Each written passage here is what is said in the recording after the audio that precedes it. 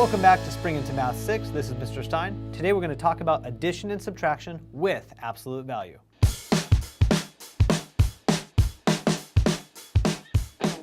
Okay, so last time we discussed what absolute value was. So we've practiced it, now we're going to apply it, and we're going to use adding and subtracting using absolute value. So let's jump in and try some examples. Okay, so we have -6 plus the absolute value of -4. So essentially what I'm saying is -6 plus 4. Because if you remember from absolute value, whenever we're looking at the absolute value of a number, we're not worrying about the sign. We're just looking at how far that number is from 0. Well, a -4 is 4 units from 0, so it just turns into a 4. So now we're saying -6 plus 4, and if I have -6 plus 4, I'm going to have a -2. All right, let's try another one. Okay, this one we have 8 minus the absolute value of -3. So whenever you're working with stuff like this, it's just easier to rewrite it. I know a lot of times we feel like we can do things in our head, but it doesn't take but a couple seconds to ensure that you're correct. So we have 8, and then we're going to subtract the absolute value of -3. Well, as we've been practicing, the absolute value of -3 is just 3. So now we are literally just looking at 8 minus 3, and 8 minus 3 is 5. Okay.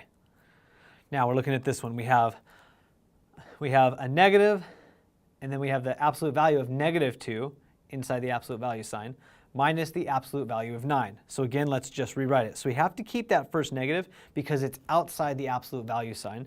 Then we have the absolute value of -2 is just 2 because it's 2 units from 0. And then we're going to take that and we're going to minus the absolute value of 9, which is just 9.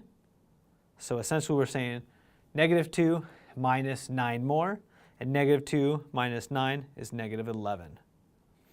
And if you're worried about when you're subtracting negative numbers, just think, you owe somebody $2, and then you subtract 9 more, well, you're going to owe even more money. All right, so let's look at an absolute value in word problem. All right, so Barry has a bank account with a balance of $50. Barry owes $32 to his credit card company, and he owes $20 for a yearbook.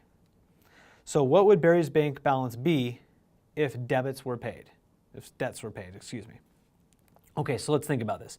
Negative account balances signify debt. Debt is money that you owe, or the amount of money that needs to be paid to achieve an even or a 0 balance.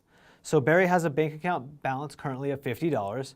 So if he's going to pay the $32 for his credit card and $20 for his yearbook, we're essentially adding those two expenses together. So his total expenses with the $32 plus the $20 is $52. So if he had a balance of 50 and he has to pay 52, so if you take 50 minus 52, you're going to have -2.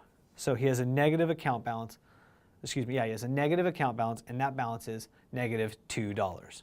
All right, so that's going to wrap up this lesson. I'll see you next time.